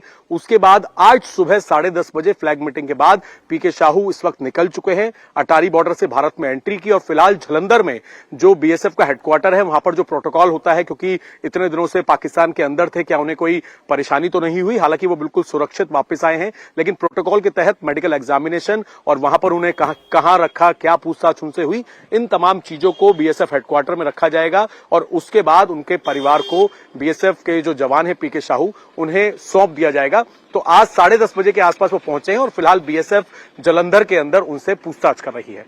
सौरभ, बहुत शुक्रिया अभय आपका। तो देखिए, इससे क्या साबित होता है कि पाकिस्तान केवल डर की भाषा, ताकत की भाषा जो है वो समझता है। अगर उसे डराया जाए, अगर उसके सामने ताकत का प्रदर्शन किया जाए, तो पाकिस्तान को अकल आती है, वो घुटनों पर आता है। आप याद कीजिए 2019 में विंग कमांडर अभिनंदन, उनका जेट जो है क्रैश हो गया पाकिस्तान में, लेकिन एक दिन के अंदर पाकिस्तान को उन्हें छोड़ना पड़ा था, रिहा करना पड़ा था। तो वो भी जो है ताकत की भाषा थी उस वक्त, क्योंकि पाकिस्तान को पता था कि अगर वो उनको वापस नहीं भेजता है भारत, तो फिर उसके साथ कुछ और बहुत बुरा हो सकता है। और ठीक इस बार भी यही हुआ है, जब 4 दिनों में आपने ऑपरेशन सिंदूर के दौरान पाकिस्तान को ये दिखा दिया कि हमारी और उसकी ताकत का कोई मेल नहीं है, कोई मुकाबला नहीं है, और पाकिस्तान उसका, भारत का जवाब नहीं दे सकता, तो उसको हमारे बीएसएफ जवान को भी रिहा करना पड़ा। लेकिन पाकिस्तान का ट्रैक रिकॉर्ड इस मामले में आप अगर पूर्व में देखें तो बहुत बर्बर भी रहा है। कारगिल की लड़ाई में याद कीजिए, कैप्टन सौरभ कालिया, उनके साथ क्या किया था। हमारे आर्मी के अफसर और बॉर्डर पेट्रोल पर थे एलओसी पर, उनको पाकिस्तान के सेना ने जो है उनको पकड़ा, उनके साथ हमारे और भी जवान थे और उनके साथ बहुत बर्बरता की गई थी। उनको मारने से पहले उनको टॉर्चर किया गया था और ये पाकिस्तान हमेशा से ये बर्बरता दिखाता रहा है। एलओसी पर भी कई बार उसने ऐसा किया है, लेकिन जब आपने उसको अपनी ताकत दिखाई और बताया कि उसके घर के अंदर घुसकर उसको मारा जाएगा अगर वो कोई नुकसान पहुंचाएगा, तो फिर जैसे उसने इस बार किया, हमारे जवान को सुरक्षित वापस भी लौटा दिया। जनरल साहब, देखिए, आपने एक बहुत बड़ी बात कही कि जब पाकिस्तान के ही भाषा में जब आप जवाब देते हैं तो वो आप उन चीज़ों को जल्दी मान। आपने अभिनंदन का दिया, आपने सौरभ कालिया का, जो कि मैंने उसकी देखी थी, वो जो जिस तरह से उनको अक्षत विक्षत किया था, मगर उसी समय कोऑर्डिनेटर नचिकेता होते थे, वो भी शायद पाकिस्तान की धरती पे गिर गए थे कारगिल वॉर में, मगर उसको वापस करना पड़ा था, इसी तरह जैसे अभी साहू को करना पड़ा। साहू के बारे में एक चीज़ और बताऊं, ये 23 तारीख की घटना है। एक घटना शायद उसका जिक्र आपके पास कितना ऑथेंटिकेटेड है, मगर ये टीवी में आया था कि पाकिस्तान के एक रेंजर को भी हमारे राजस्थान में पकड़ा गया है। उस वक्त ऐसी खबर आई थी? मेरे ख्याल से अभी कुछ उसका बात नहीं आ रहा है, मगर वो ऑथेंटिक था उस समय। तो जब आप टिट फॉर टैट, मैं थोड़ा कुलभूषण जाधव की बात करूँगा। कुलभूषण जाधव को इन लोगों ने, ये जिहादियों ने उनको ईरान से पकड़ा था चाबहार के बाद में, और ये 2016 की घटनाएं हैं। मगर उस समय एक बात बनी थी कि हमें भी कुछ ऐसा करना है। कुलभूषण अभी भी उनके जेलों में हैं। उनकी माताएं, उसकी बहन को, उनकी वाइफ को भी जाने का मौका मिला जब हमने जेनेवा कन्वेंशन का दुहाई देते हुए, और जो इंटरनेशनल कोर्ट ऑफ जस्टिस है वहाँ तक लड़ाई लगी, हमारे सालवे साहब जाके लड़े। मगर आज भी उन्होंने जिस तरह से उसको किया है, वो टिट फॉर टैट करने का समय था। शायद हम वहाँ थोड़ा सा, ये पूरा प्रमाण देता है, पूरा प्रमाण सौरभ जी, कि पाकिस्तान को उसी की भाषा में बिल्कुल आप करें, कोई भाषा वो सुनता नहीं। ये फैक्ट अब पूरी दुनिया के सामने है, और भारतवासियों को भी इस बात को मैं कहता हूं कि अपने मन में बसा लेना चाहिए कि पाकिस्तान का इलाज ही ये है कि आप उसके सामने ताकत दिखाएं, आप बताएं कि उसका और आपकी ताकत का, क्षमता का कोई मेल है ही नहीं। और जब ये, जैसे सर ने कल कहा था, पावर डिफरेंशियल, जब ये दिखाई देता है ना पाकिस्तान को, तब उसको समझ में आता है कि नहीं, मुझे इस बड़े देश को छेड़ना नहीं है। सर देखिए, ऐसे है सौरभ की हम हमेशा से देखते आए हैं कि पावर डिफरेंशियल के साथ साथ उस पावर के इस्तेमाल करने के लिए एक पॉलिसी जो पहले से ही बना के अनाउंस कर दी जाती है, जिसको एक डॉक्ट्रिन बोल सकते हैं आप, वो एक बहुत बड़ा डिटरेंस है। देखिए, जो भी देश न्यूक्लियर पावर हैं, उन सब ने अपनी एक इनअनसेटेड न्यूक्लियर पॉलिसी डिक्लेयर की हुई है। जैसे हमने बोला हुआ है कि नो फर्स्ट यूज़, हम न्यूक्लियर पावर हैं लेकिन इसका हम पहले इस्तेमाल नहीं करेंगे, कोई भी अगर इस्तेमाल करेगा तो उसके बाद हम सेकंड स्ट्राइक कैपेबिलिटी रखते हैं, इसीलिए हमने जो है सेकंड स्ट्राइक कैपेबिलिटी डेवलप की। मेरा ये मानना है कि अभी जो हमने सीज़ फायर के बाद हमारी देश की लीडरशिप ने जो पॉलिसी अनाउंसमेंट की है कि टेररिस्ट का कोई भी वारदात, टेररिस्ट की कोई भी स्ट्राइक, उसको हम एक्ट ऑफ वॉर मानेंगे, और उसके चलते जो है पाकिस्तान के ऊपर उसका खामियाजा उसको भुगतना पड़ेगा। इस पॉलिसी को बहुत मजबूती से, इसको बहुत क्लैरिटी से, इसको जो है पाकिस्तान के लिए अनाउंस करना पड़ेगा। एक अभी जो पॉलिसी अनाउंसमेंट हुई है, ये एक ब्रॉड तरीके से, एक मोटे तौर पे अनाउंसमेंट हुई है।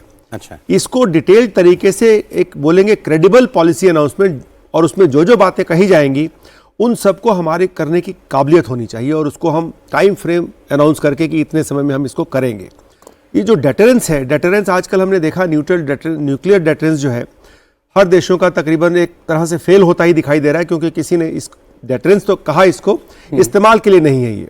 लेकिन पॉलिसी डेटरेंस में एक सबसे बड़ी बात यह है कि वो पॉलिसी डेटरेंस जो है वो कार्यान्वित हो सकती है, और हमने इस तरह प्रकार से उसको अनाउंस करना है कि हम उसको किस प्रकार से कार्यान्वित करेंगे जमीन के ऊपर। ये बात अगर क्लियरली हम समझा पाए पाकिस्तान को, वो एक बहुत बड़ा आप कह रहे हैं जैसे लोग कहते हैं कि भाई न्यूक्लियर वेपन एक डेटरेंस होता है कि कोई आपके ऊपर कोई बड़ा युद्ध ना छेड़ पाए, हाँ। कि मेरे पास ये हथियार है, ऐसे एक पॉलिसी अनाउंसमेंट, पॉलिसी स्टेटमेंट जो है वो भी एक डेटरेंस हो सकता है दुश्मन को डराने के लिए, पर वो वर्केबल डेटरेंस है। ये डेटरेंस वो डेटरेंस है कि हमारी ये पॉलिसी है, अगर आप ऐसे करोगे तो हम ये स्टेप लेके इस तरह से करेंगे, और हम करेंगे। तो इसलिए वो वर्किंग कैपेबिलिटी उसकी डेमोन्स्ट्रेट करनी पड़ेगी, जैसे कि हमने अभी किया है। ठीक है, जो नई लक्ष्मण रेखा, तो आप कह रहे हैं अगर जरूरत पड़े तो दोबारा करनी है। यस, तो नई लक्ष्मण रेखा, अब न्यू रेड इसका- लाइन की जो बात हो रही है, इसका एक छोटा स्वरूप जो कश्मीर में हम देख रहे हैं जी। सीज फायर के बाद अब कश्मीर घाटी में मौजूद आतंकियों की सफाई का भी जो है एक अभियान वो शुरू हो चुका है। कल भी आपने देखा था 3 आतंकवादी मारे गए थे। शोपियां में सुरक्षा बलों ने देश के 3 दुश्मनों को मिट्टी में मिलाया। यहां मारे गए आतंकियों के पास से बड़ी मात्रा में गोला बारूद और हथियार मिला है। बताया जा रहा है कि आतंकी किसी बड़ी वारदात को अंजाम देने की फिराक में भी थे। सुरक्षा बलों ने शोपियां में कल लश्कर ए तैयबा के इन तीनों आतंकवादियों को मार गिराया था। इसमें से एक आतंकवादी लश्कर की ए कैटेगरी का आतंकवादी माना जाता था, दूसरा सी कैटेगरी का आतंकवादी था और तीसरे आतंकवादी की पहचान अभी नहीं हो पाई है। बताया जा रहा है कि ये तीनों आतंकवादी जम्मू कश्मीर के में पहले भी हो चुकी कई आतंकी वारदातों में शामिल भी रहे हैं और इनकी तलाश कई दिनों से वहां सुरक्षा बल कर रहे थे, लेकिन कल इनके बारे में सूचना मिली और उसके बाद एक अभियान छेड़ा गया और इन तीनों को जो है वो मार गिराया गया है। अब आपको सुनाता हूं एक पाकिस्तानी की बात जो मैं कह रहा था आपसे कि भारत ने इतने प्रमाण दे दिए, तुम्हारे पास क्या सबूत है कि तुम कहते हो हमने भारत के एयरबेस पर हमला कर दिया था? जैसे आदमपुर का झूठ पकड़ा गया, पाकिस्तानियों ने ही पकड़ लिया कि मोदी जी आदमपुर कैसे लैंड कर गए, अगर रनवे टूट गया था तो पीछे S-400 खड़ा दिख रहा था, तुम तो कह रहे थे हमने मार गिराया। हमारा उनका जहाज भी खड़ा था, तुमने कहा हमने हैंगर भी उनका तबाह कर दिया था। तो अब यही पाकिस्तान के लोग भी जाग रहे हैं और कह रहे हैं कि हमें सच्चाई बताओ। बड़ा अच्छा शब्द इन्होंने इस्तेमाल किया, सियासी फौज, पॉलिटिकल आर्मी, हम उसके साथ नहीं। और इंडिया ने सबूत दे दिया, चाइना की सैटेलाइट बता रही है कि पाकिस्तान के एयरबेस तबाह हुए हैं, तो तुम्हारे पास भी तो कोई प्रमाण होगा। बिल्कुल सही कह रहे हैं आप। आजकल बिल्कुल ट्रांसपेरेंसी का जमाना है। सैटेलाइट्स कहते हैं इतनी अच्छी रेजोल्यूशन देती हैं कि वो न्यूज़पेपर पढ़ सकती हैं। तो अगर वो न्यूज़पेपर पढ़ सकती हैं सैटेलाइट स्पेस से, तो क्या वो प्रूफ नहीं गैदर कर सकती थी? और खासकर आपके पास तो पूरे चीन की सैटेलाइट नेटवर्क, ना केवल साउथ चाइना सी लेकिन पूरे इंडियन ओशन में उनकी सैटेलाइट्स घूमती हैं। उधर से आपके पास इंटेलिजेंस आती है, इतने अच्छे रिलेशंस है आपके चाइना के साथ। तो क्या आपको कोई भी ऐसा टारगेट सिस्टम, तबाह बर्बाद की सैटेलाइट पिक्चर आपके पास नहीं है जो दिखा सके? और हम तो यहां दिखाते हैं, हमने एक एक पिक्चर आपको दिखाई। और आपके पाकिस्तान इतना गरीब भी नहीं है कि सैटेलाइट की तस्वीरें ले सके, नहीं है ना? ले आठ सैटेलाइट्स हैं, वैसे कहने के लिए उनके पास 8 सैटेलाइट्स हैं। अपनी भी होंगी, कुछ चाइना से भी लेते चाइना से भी लेते हैं। नहीं, ये पिक्चर्स बहुत इजीली मिल जाती हैं, इनका दाम इतना ज्यादा नहीं है। कंट्रोल पूरा कर लें। सो दो तीन चीजें बड़ी महत्वपूर्ण आ जाती है। पहले तो जो हमारी प्रोएक्टिव डिप्लोमेसी है, ये पिछली बार से काफी हद तक अलग दिखी है, क्योंकि इस बार हमने बहुत क्लियरली सारे देशों को अपने साथ लेते हुए यूएन सिक्योरिटी काउंसिल से एक स्टेटमेंट निकलवाई थी, परपेचुएटर्स, ऑर्गेनाइजर्स, स्पॉन्सर्स एंड फाइनेंसियर्स सबको जस्टिस सिस्टम के अंदर लाया जाएगा, सबके अगेंस्ट कार्रवाई की जाएगी। तो ये बहुत बड़ी यूएन सिक्योरिटी काउंसिल की स्टेटमेंट थी। अब ये जो बोल रहे थे सर, ये जो पाकिस्तान के पत्रकार हैं शायद कि प्रमाण दो, इन्होंने ये भी कहा कि भाई तुमने अपने बड़े हथियार क्यों नहीं इस्तेमाल किए, मिसाइल क्यों नहीं इस्तेमाल? इनको लगता है कि हमारे पास और वेपन्स थे, हम इस्तेमाल कर सकते थे। सौरभ, ये इन्होंने एक बहुत अच्छी बात की जो मुझे बहुत सटीक लगी। इन्होंने कहा हमें सियासी मिलिट्री नहीं चाहिए। आप क्रिस्टीन फेयर का जिक्र कर रहे थे ना। क्रिस्टीन फेयर की एक बुक है जिसमें उन्होंने strategic culture of Pakistani army के बारे में लिखा है, और उसमें उन्होंने यही खास बात लिखी है कि जब तक पाकिस्तानी आर्मी ये नहीं समझेगी कि वो देश के लिए है, वो सियासी उसकी जो हरकतें हैं वो चलती रहें। उन्होंने तो इधर अभी इस कॉन्फ्लिक्ट के बाद उन्होंने क्रिस्टीन फेयर दुनिया की एक मानी हुई पाकिस्तान एनालिस्ट या एक्सपर्ट, साउथ एशिया की है पूरी, लेकिन आप कह सकते हैं अमेरिकन एनालिस्ट हैं, कह सकते हैं पाकिस्तान की एक्सपर्ट है। उन्होंने 2 किताबें लिखी हुई हैं खासकर पाकिस्तान की आर्मी के ऊपर, और उन्होंने कहा है कि भारत ने जो कार्रवाई की है बिल्कुल सही कार्रवाई की है, उचित की है और पूरी इफेक्टिव कार्रवाई की है, मतलब जो लक्ष्य थे पूरी तरीके से हासिल भी किए। लेकिन उन्होंने सर ये कहा है कि पाकिस्तान को आतंकवाद के रास्ते से हटाने का एक ही तरीका है कि पाकिस्तान से पाकिस्तान की फौज को हटाओ। बिल्कुल सही आपने कहा। ये सियासी वर्ड जो इस्तेमाल हुआ है, ये उस तरफ इंडिकेट कर रहा है कि आज वहां का आवाम भी ये कह रहा है कि हमारी आर्मी जो है वो सियासी है। ये देखिए, ये जो एडजेक्टिव लगा है, जो प्रीफिक्स लगा, ये पहली बार लगा है। आज तक तो वो उनको भगवान मानते थे कि यही हमें बचाते हैं। ये बहुत बड़ा बदलाव है, और ये बदलाव किस लिए है कि उन्होंने जो पावर पॉइंट प्रेजेंटेशन दिया और हमने जो एक प्रूफ के साथ दिया। पावर पॉइंट प्रेजेंटेशन में उन्होंने एक बात और कही, यहाँ मेरे कलीग बैठे हैं एकमोडो बहल, उन्होंने कहा हमारे जो फाइटर एयरक्राफ्ट हैं वो 1 घंटे तक ऊपर चक्कर लगाते रहे। नॉर्मली हमारी सॉर्टीज होती है 22 मिनट्स टू 25, क्या उन्होंने रिफ्यूल किया? अगर पूरे रोल इक्विपमेंट के साथ जा रही हैं और उसका उनको एक्सटेंडेड रेंज नहीं लेनी है, वो क्या एक्सटर्नल साथ चल रही है? मुझे तो नहीं समझ में आता। उनकी प्रेजेंटेशन में इतनी खामियां थी कि सबसे लग रहा था कि ये एक उन्होंने एक स्टोरी लाइन उनको बताया गया था तैयार करिए, और आपको पता है जब उन्होंने बात करनी शुरू की वो तो बहुत ज्यादा वायरल हो रही है, वो किसी सवाल का जवाब दे नहीं पा रहे थे और बहुत हिचक हटक के बातें कर रहे थे। कोई जवाब नहीं था उनके पास, पाकिस्तान के सेना के प्रवक्ता के पास, इन पूरे दौरान। तो अब इनकी जनता भी जान गई है कि झूठ बोलते हैं, हम तो जानते ही थे। क्योंकि उनको सबूत चाहिए ना, हमें मिल गया सबूत, अब वो भी मांग रहे हैं हमें सबूत दो, लेकिन सबूत तब हो सकते हैं जब कुछ घटना हुई हो। ऐसी कोई घटना हुई ही नहीं जिसमें भारत को नुकसान पहुंचा।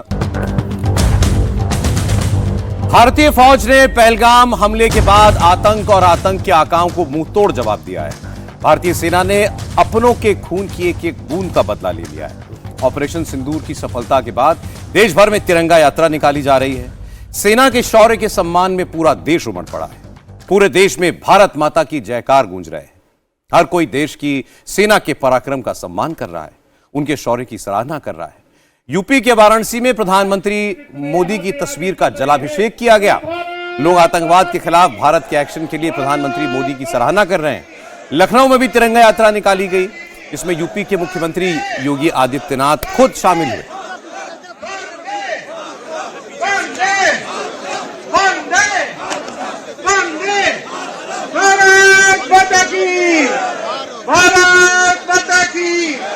देखिए कितना अच्छा अवसर है। वहीं लखनऊ से यूपी के मुख्यमंत्री योगी आदित्यनाथ ने पाकिस्तान को बड़ी चेतावनी भी दी। योगी ने कहा, भारत ने पाकिस्तान को पैगाम दे दिया है, अब भारत की तरफ उंगली उठाने वाले नहीं बचेंगे, उनके जनाजे में कोई रोने वाला भी नहीं बचेगा। योगी ने यह पैगाम यूपी में तिरंगा यात्रा की शुरुआत करते वक्त दिया।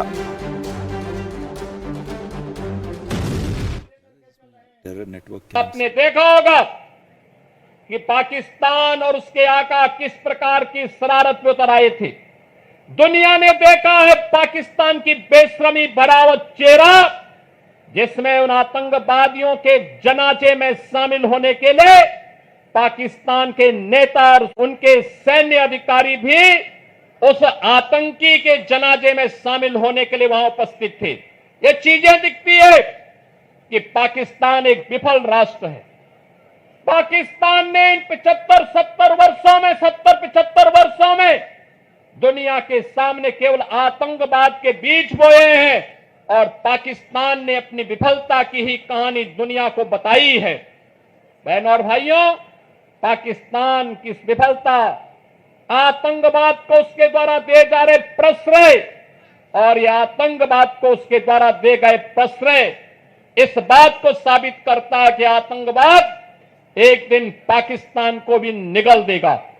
पूरी तरह खोखला हो चुका पाकिस्तान आज जिस प्रकार की हिमाकत कर रहा है, जिस प्रकार का दुस्साहस कर रहा है, ऑपरेशन सिंदूर उसका जवाब था। और आने वाले समय में तय है कि जो भी भारत की तरफ उंगली उठा करके देखेगा, भारत की बहन बेटियों के सम्मान के विरुद्ध उनकी सुरक्षा में सेंध लगाने का कार्य करेगा, उसके जनाजे में कोई रोने वाला भी नहीं मिलेगा। आपने सुना, योगी आदित्यनाथ ने कहा पाकिस्तान अंदर से खोखला हो चुका है और उसके ऊपर से ऑपरेशन सिंदूर के जरिए इतनी ज्यादा चोट और इतना ज्यादा नुकसान पाकिस्तान को पहुंचा है। तो पाकिस्तान की हालत इस वक्त कैसी है? पाकिस्तान एक ऐसा देश है कि उसके पास जितने भी सीमित कम संसाधन हैं, उनका इस्तेमाल वो अपने लोगों के करने के लिए बजाय वो पाकिस्तान की सेना को बढ़ाने के लिए, सेना की ताकत बढ़ाने के लिए, उसके लिए नए नए हथियार खरीदने के लिए करता है। एक गरीब देश, जो पैसा एक गरीब आदमी के भले के लिए इस्तेमाल होना चाहिए पाकिस्तान में, वहां के जनरल अपने लिए और अपने संसाधनों और सेनाओं को नए हथियार दिलाने के लिए करते हैं। और इस बार भारत ने वहीं चोट की है, इसलिए पाकिस्तान की सेना को इतना दर्द हो रहा है। आप जानते हैं, ऑपरेशन सिंदूर में हमारा जो प्रहार था, चंद घंटों का प्रहार भारत पाकिस्तान के ऊपर, पाकिस्तान की वायुसेना को कितना नुकसान पहुंचा है। आज कुछ एक्सपर्ट्स ने एक अनुमान दिया कि इन 4 दिन के ऑपरेशन सिंदूर के हमलों के दौरान पाकिस्तान की वायुसेना 25% तक तबाह हो चुकी है। मतलब पाकिस्तान की वायुसेना के संसाधनों का लगभग 1/4 हिस्सा ऑपरेशन सिंदूर के अंदर तबाह बर्बाद कर दिया गया। इसके अंदर उसके रडार सिस्टम्स भी हैं, इसके अंदर उसके बहुत कीमती हवाई जहाज भी हैं, हर प्रकार के ट्रांसपोर्ट एयरक्राफ्ट भी हैं और फाइटर जेट्स भी हैं जो उसने चीन से और अमेरिका से खरीद रखे हैं। और ये एक ऐसा नुकसान होता है जिससे उबर पाने में एयर कमांडर साहब बताएंगे कि बहुत वक्त लगता है किसी भी देश को। तो आप पहले तो ये देख लीजिए ये तस्वीर जिसमें हम एक बार फिर आपको बता रहे हैं कि कहां कहां पाकिस्तान में हमने घुस करके उसका नुकसान किया था। किसी मुल्क की 11-13 एयरबेस पर प्रहार हो जाए, मिसाइलें गिरें तो नुकसान तो होना ही है। सौरभ जी बचेगा क्या फिर उसके बाद, ये भी देखना पड़ेगा उनको। हमारे जो अटैक्स थे वो स्काडू से शुरू होते हुए चकलाला, जो कि जिसको नूर खान बेस जिसका हम बात कर रहे थे, पाकिस्तान का जो आर्मी का, नेवी का और एयरफोर्स का हेडक्वार्टर्स, और साथ ही में उनका पॉलिटिकल जो इस्लामाबाद सेंटर है या स्ट्रेटेजिक प्लान्स डिवीजन, सब पास में ही थे। तो सियालकोट, चुनिया, रहीम यार खान, सरगोदा, ऐसे करते हुए हम चले गए भोलारी तक। इनकी पिक्चर्स भी दिखाएंगे, इनका डैमेज भी दिखाएंगे और बात भी करेंगे। लेकिन बहुत महत्वपूर्ण चीज मैं आपसे बात करना चाहता हूं, यह है शकरगढ़ बल्ज। इसके अंदर एक बहुत ही महत्वपूर्ण रेडार है YLC-8E, जो हमने पसरूर के पास उड़ा दिया था। उसके बाद उड़ाया हमने लाहौर के अंदर का भी, लेकिन वो दूसरे टाइप का जहाज था, दूसरे टाइप का रेडार था। फिर हमने उड़ाया उनका चूनिया में, जो कि यहां पे इसके आसपास आता है, और फिर हमने उड़ाया हमने उनका आरिफ वाला में। तो हमने 3 YLC-8E, जिसको हम कहते हैं स्टेल्थ, एंटी स्टेल्थ रेडार है, जिसको वो 500 किलोमीटर की रेंज कहते हैं। यानी कि उनका बहुत ही अहम रेडार था, वो उनके पूरे के पूरे एयर डिफेंस सिस्टम के अंदर उसको नुकसान पहुंचाया। और उसके बाद 3 और रेडार हैं, चाहे वो सक्कर पे है, चाहे वो लाहौर गुजरावाला पे है, उन रेडार्स को भी हमने अटैक किया। इसका क्या मतलब हुआ? इसका यह मतलब हुआ कि सोचिए कॉस्ट, रेडार एक दिन में नहीं लगते। रेडार को खरीदा जाता है, उसको लाया जाता है, उसको इरेक्ट किया जाता है, उसको टेस्ट किया जाता है, कई साल इनको लग जाएंगे इससे उभरने के अंदर। सी द कॉस्ट, इसका कॉस्ट देखिए। फिर जो एयरफील्ड्स पे हमले हुए हैं उनका कॉस्ट देखिए। फिर देखिए जो उन्होंने ड्रोन्स लॉन्च किए, उन्होंने हमारे ऊपर 600 से ऊपर ड्रोन लॉन्च किए, और वो ड्रोन चाहे टर्किश ही क्यों ना हो, चाहे Yiha-3 ड्रोन क्यों ना हो, या फिर सोंगर ड्रोन क्यों ना हो, या दूसरे ड्रोन क्यों ना हो, उनका कॉस्ट होता है। उसको अगर 600 को भी ऐड कर दे उसके अंदर, मोबिलाइजेशन का कॉस्ट $25 मिलियन पर डे का कॉस्ट उनका अलग है, और $4 बिलियन अब तक वो खर्च चुके हैं पूरे युद्ध के अंदर। अब हम एक 3 पिक्चरें दिखाते हैं इसको एम्पलीफाई करने के लिए कि कैसे इस कॉस्ट का उनको भारी नुकसान करना पड़ेगा, सहना पड़ेगा। भोलारी, अभी भोलारी हमने आपके चैनल पे पहले भी बताया था कि भोलारी जो है उनका एयरबॉर्न अर्ली वार्निंग सिस्टम का बहुत ही महत्वपूर्ण बेस है। और क्या होता है, जब हवाई जहाज उड़ नहीं रहे होते तो हवाई जहाज में अगर कोई भी रिपेयर करनी है, मेंटेनेंस करनी है, कोई भी उस पर सर्विसिबिलिटी करनी है, जैसे कि आप गाड़ियों की सर्विसिबिलिटी करते हैं या उसकी सर्विसिंग कराते हैं, तो वो ऐसे हैंगर्स में कराई जाती है। अब यहां देखिए, जो अटैक से पहले हैंगर बिल्कुल एकदम सुरक्षित, कुछ भी नहीं हुआ। और यहां देखिए हमारी मिसाइल आई, टॉप डाउन अटैक, अंदर एक्सप्लोड करती है, HE फ्रैगमेंट्स चारों तरफ होंगे। सोचिए क्या बचा होगा इस हैंगर के अंदर जितने भी जहाज थे। सर ये अनुमान श्रीवास्तव साहब है, आज कुछ एनालिस्ट का मैं पढ़ रहा था। एक चीज मैं इसमें बोलना चाहूंगा, यहां पे पाकिस्तान के 5 एयरफोर्स ऑफिसर और उनके जो साथ में वर्कर्स थे, उनकी भी डेथ हुई थी इसके अंदर, और यह बात उनके मीडिया में बहुत क्लियरली आई है। सर, किसी वायुसेना का 20 से 25% नुकसान होने का मतलब क्या है? तो 20 से 25% नुकसान होने का मतलब यह है कि उनकी जो कॉम्बैट इन्वेंट्री है, कॉम्बैट इन्वेंट्री में जैसे एयर कमांडर साहब ने बताया कि उसमें रेडार्स भी आ जाते हैं, बिकॉज डिफेंसिव ऑपरेशंस के लिए उनका इस्तेमाल होता है। उसमें उनकी मिसाइल्स भी आती हैं, ड्रोन्स भी आते हैं, यूकॉप भी आते हैं, और उसमें उनके एयरक्राफ्ट तो नेचुरली आते हैं जो बहुत visible part of the whole thing है। फिर उनका मिसाइल्स भी आते हैं, लेकिन उससे ज़्यादा इंपॉर्टेंट होता है जो उनके हैंगर्स होते हैं, रनवेज होते हैं, एम्यूनिशन डिपोज होते हैं। तो जैसे मान लीजिए एक इलस्ट्रेटिव केस यहाँ पर है, इस हैंगर में कम से कम 6 जहाज होंगे, कम से कम। अगर ये 6 जहाज थे और 6 को आपने यहां पर मारा, फ्रैगमेंट्स चले गए, ये सारे जहाज डिसेबल हो गए। इस इन्वेंट्री को रिप्लेस करना कॉस्टली नहीं है, टाइम कॉस्टली भी है, मैन पावर कॉस्टली भी है। फिर उसमें मैन पावर की जो खत्म हुए हैं, चाहे वो टेक्निकल मैन पावर हो या फ्लाइंग वाली मैन पावर हो, उसको रीस्टैब्लिश करने में हम एक ये जो हम अपने एक ट्रेड्समैन को बिल्डअप करते हैं एयरफोर्स में, उसको उस्ताद बनने में या उसको स्पेशल बनने में, फिटर बनने में कम से कम 8 से 10 साल का समय लगता है। अच्छा, 8 से 10 साल एक का समय। एयरबेस को उसकी एक एयरमैन को एयरमैन को आप बता रहे हैं। और ये जो हैंगर चला गया, इसको रीस्टैब्लिश करने में इसमें टाइम, ये हैंगर बनेगा नहीं, इस हैंगर को बनाने कम से कम 1.5 से 2 साल लगेंगे। और इसके जितने भी इक्विपमेंट होंगे वो नष्ट हो गए हैं, उसको दोबारा प्रोक्योर करना, उनको लेना। तो air force is a very costly business for any country including United states of America, जो इतना सुपर पावर है। तो मतलब इस हमले में उसने अपने जहाज भी खोए हैं, जब आपने हैंगर पे हमला किया तो जहाज खोए, स्पेयर्स खोए, टेस्ट इक्विपमेंट्स खोए, कैलिब्रेशन इक्विपमेंट्स खोए, आदमी खोए जो ट्रेन करने में बहुत मुश्किल होती है, रडार खोए और यूएवीज खोए, एम्युनिशंस खोए। अब खोने के लिए बचा क्या? इन सब की जो आप जोड़ के बता रहे हैं 25% नुकसान हुआ कॉम्बैट इन्वेंट्री का, जो सीधे कॉम्बैट में जाती है, जो देश को बचाने के काम में आती है। वही कारण है कि घुटने नीचे आ गए, वही कारण है। क्योंकि जब एक हमले में ऐसा हुआ है, इमेजिन करिए सेकेंड वेव तो आई नहीं, there was no second wave, there was no entry across the international boundary, it was only through missile. And एक और बात है जो जरूर जाननी चाहिए दर्शकों को, ये जो मिसाइल, प्रोमिनेंट मिसाइल आती है, दो चीजें, एक आकाश का जिक्र होता है और एक जिक्र होता है ब्रह्मोस का। दोनों हमारी इंडिजिनस मिसाइल्स हैं और इसकी जो हमारी कैपेसिटी है, मुझे खुद पता है कि आज से 15 साल पहले हम 500 मिसाइल, आकाश मिसाइल बना सकते थे एक साल में। अब मैं आज की बात नहीं जानता। तो ये नुकसान मतलब बिलियंस ऑफ डॉलर्स का है। Billions of dollars. अच्छा, ये बिलियंस ऑफ डॉलर्स मैंने आपसे कहा, तो ये समझिए कि अभी पाकिस्तान पूरी दुनिया के सामने घूम घूम कर IMF से एक लोन लेकर के आया। वो लोन कितने का है आपको पता है? वो लोन उसको किश्तों में मिलना है। उसकी पहली किश्त है मेरे ख्याल में 1.3 बिलियन डॉलर। बिल्कुल सही कहा। 1 बिलियन डॉलर मान लिया। 1 बिलियन डॉलर के लिए पाकिस्तान को इतना सब करना पड़ा।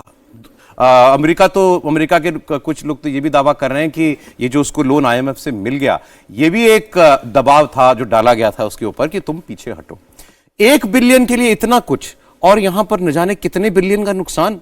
जनरल, ये जो लोन उसको मिला है IMF से, इसकी खबर ये निकल के आ रही है कि ये लोन जो है, बाकी जो लोन उसके जिसकी किश्त बाकी है पे करनी है, वो नहीं पे करेगा तो उसको नुकसान होगा उसका, ये किश्त वहां चली जाएगी। उसके भी इंटरेस्ट को पे करने में उसका भी मूल नहीं पे करेगा वो, हाँ, उसका भी इंटरेस्ट पे करेगा। बिल्कुल। अगर आप बहुत सारे वीडियो देखें तो पाकिस्तान से यही निकल के आता है कि अगले जो इनके मंत्री होंगे, फाइनेंस मिनिस्टर, वो खाली यही काम करेंगे कि कहां से हम लोन ले सकते हैं और तो, किसको हम लोन चुकता कर सकते हैं। और ये कैसे खड़ी करेगा अभी अपनी एयरफोर्स को जो नुकसान हुआ है। इसलिए जो सबसे बड़ा मुद्दा जो निकल के आ रहा है, जो सबसे बड़ा फायदा जो हमें निकल के आ रहा है कि जो कॉस्ट ऑफ वॉर, यानी हम कहते थे बार बार उसको कि तुम अगर टेररिस्ट स्ट्राइक करोगे तो हम आपको इतना क्षति पहुंचाएंगे कि उस कॉस्ट को आप भुगत नहीं पाओगे, वो भारत ने पहली बार करके दिखा दिया है।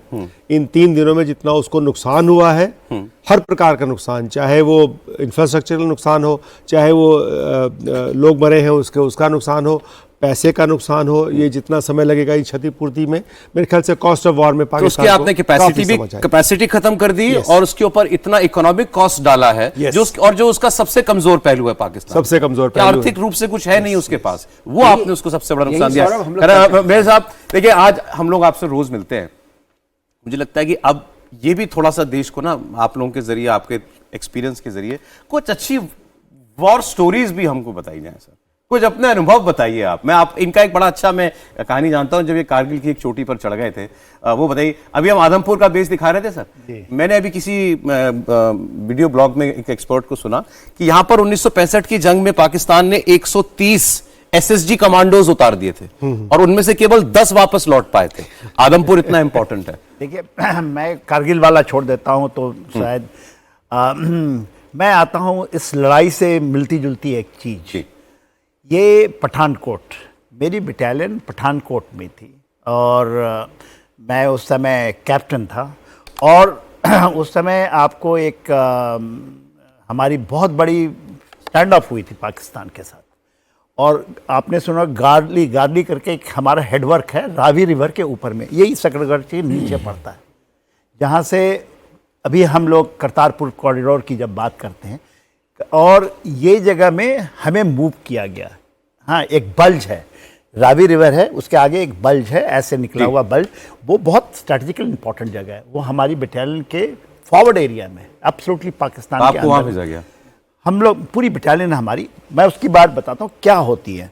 हम लोग सैंड मॉडल में बैठे हुए, कुछ चल रहा था ब्रिगेड का, all of a sudden brigade commander साहब आए और मैं तो कैप्टन था, यूनिट के एडजुटेंट था, और उन्होंने कहा कि मोबिलाइजेशन क्या होता है। मोबिलाइजेशन, आप लोग अपने ऑपरेशनल एरिया होती है हमारी, वहाँ मोबिलाइज किए, और कहा गया कि आपके पास ये पावर है कि कोई भी गाड़ी जा रही है पठानकोट में तो आप उसको उतार सकते हैं और अपनी यूनिट की सामान। मोबिलाइजेशन बहुत बड़ी चीज़ होती है और ये एकदम किसी भी गाड़ी को यूज कर सकते हैं आप। कोई गाड़ी को, आप नेशनल इमरजेंसी है, आप मोबिलाइज कर जाइए।